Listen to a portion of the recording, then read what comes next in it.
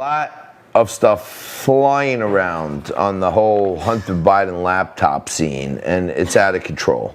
Okay, number one, stuff started trickling out, and Rudy and Steve Bannon played this beautifully. They trickled out a couple of news articles to the New York Post, right? And everybody thought, oh my God, that's the October surprise.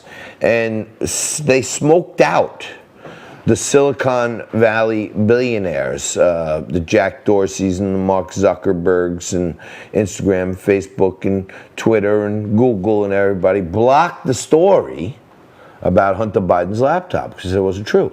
Now, both the Director of National Intelligence, John Ratcliffe, along with the FBI, have verified that there is no intelligence whatsoever stating that this is a Russian or Chinese propaganda, and the hard drives and their contents have been authenticated.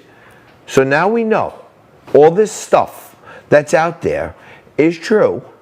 And I have a feeling they're going to keep dropping bombs day by day. They're probably playing Joe Biden's team is probably playing chicken with them right now. Like, you're not going to release anything else. And then Rudy's going to have to release something. And then at some point, they're going to say uncle. Uncle Joe is going to say uncle. And he's going to get the COVID. And then the COVID's not going to be solvable. And he's going to have to step back for his own safety. And I'm telling you, either that or this thing is going to blow up like you can't believe. I really think it's going to blow up. Nico, GFX 6, I would like to see, where the FBI, now remind you that the FBI has been in possession of this laptop for nearly 9 months, okay? So is 9 months normal? No. FBI in possession of a laptop containing Hunter Biden's emails and agree with Director of National Intelligence Ratcliffe's assessment. Emails are not a part of a Russian disinformation campaign. So, and then Emerald Robinson from Newsmax says the FBI had the laptop in 2019. They did nothing with it. Today they were forced to take possession of the laptop again with the eyes of the entire world on them. Notice the difference. Now, and Emerald is right on the money, and she usually is. They were forced to take possession, and now they have to weigh in. Well, tell us, FBI. Are the emails on there Hunters, or are they Russian disinformation? Well, they're not Russian disinformation. That's what we can tell you. Okay, so that should tell you something right there. Okay, good enough. Now, Rudy himself, Rudy Giuliani in GFX4, says that he personally viewed some really, really horrible stuff, okay? And, you know, Rudy's known to tip a few cocktails every so often, but Rudy Giuliani says he turned over Hunter's laptop to the Delaware State Police because of pictures of underage girls. If it was just words from Rudy, there'd be room to doubt. But here's a text message exchange about this. And we showed that a little earlier, but Hunter's going back and forth with his dad about, I guess, some young lady or young child or something. Now, GFX 11, this is a good one, talks about how Joe Biden knew here. Hunter Biden is texting his dad, Joe Biden, that his sister-in-law, who he had a relationship, told his therapist that Hunter liked to walk around naked while FaceTiming an underage girl and smoke crack. Joe Biden knew his son is a pedophile and did nothing. So now this is whacked out, man. This is strange. This is strange, you know.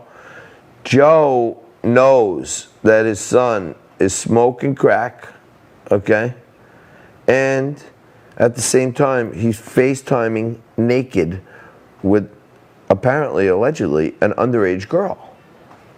So now, like, I don't know. I have kids. Maybe I'm old-fashioned or something.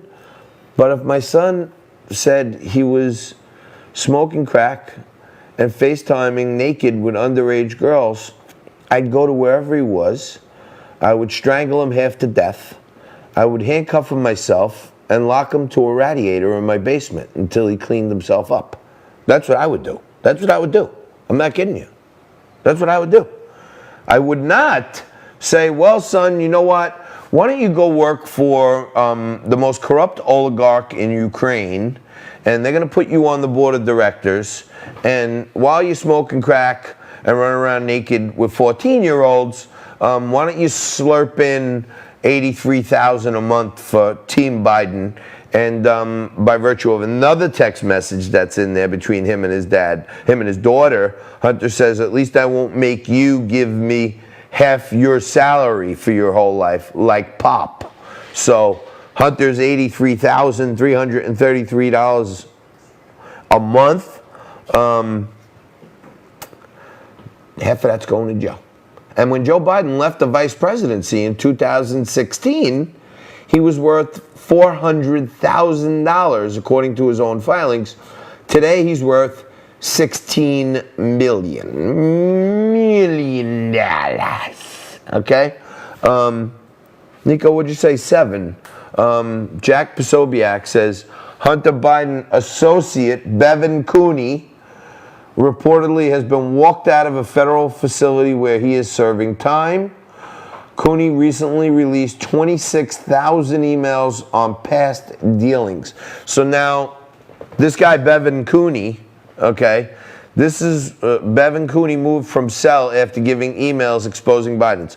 So now, you know, in law enforcement, when they get something, they're trying to figure out if its authenticity, right? What they want to do is they want to find corroboration. And then the corroboration is, well, this looks like a real email. I don't know. Is this Hunter? It looks like his laptop. That's his signature on the receipt. These pictures all look like him, that's for sure. I don't know why there's all these young kids. But anyway, you know, it would be nice if we got some corroboration that these are the real emails and they're not made up or fake. Now, a guy like Bevan Cooney, who is a business partner of Hunter Biden's, is in jail, and he says, ooh, Mr. Carter, ooh, pick me, pick me, pick me, pick me. Okay? I got all those emails. Look, you see my name on some of them in the reply all. It says Bevan Cooney. You want to corroborate it? I got my emails on my laptop that show that the ones that are there were really sent because I read them. And then Bevan Cooney, you know what he does. He says, that was easy. He walks out of jail. I got 26. Now you want Hunter Biden emails? No problem. Okay? This is what's happening. I don't know, Nico. What else do you? This is bizarre. What's happening, but it's really good. I'm happy this is happening. But what do you like? We got so many. This is Jack Posobiec again saying, so much for the press defending democracy. They dug up Brett Kavanaugh's high school classmates, but won't even ask Biden a question. They work for the corporate oligarchs, not the American people. And it is literally so true that Nancy Pelosi is really running the Democratic Party there, right? She's from San Francisco. And all of the social media companies are over there in the Silicon Valley, right, on the outskirts of San Francisco there.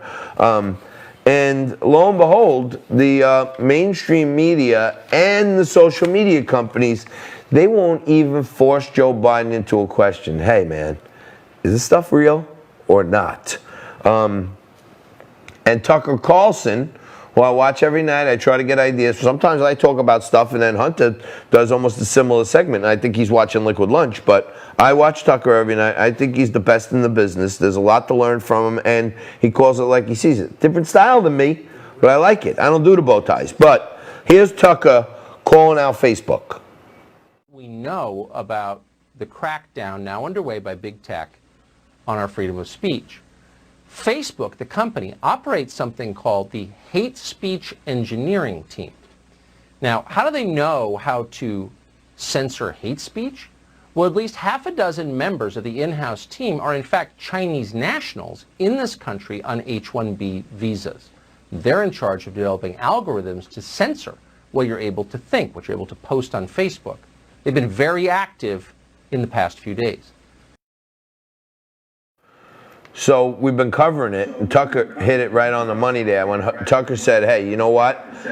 They have an actual internal division in Facebook that scopes out hate speech, and it favors Joe Biden.